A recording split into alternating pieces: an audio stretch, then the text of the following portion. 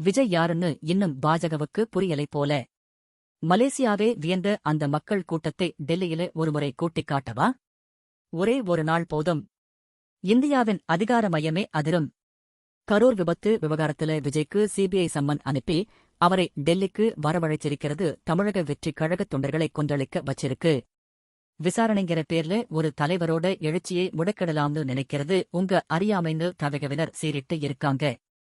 மதச்சார்பற்ற சமூக நீதி பேசும் விஜயை அரசியல் ரீதியா எதிர்கொள்ள முடியாம புலனாய்வு அமைப்புகளை ஏவி விடுறது பாஜகவுக்குத்தான் பின்னடைவை தரும்.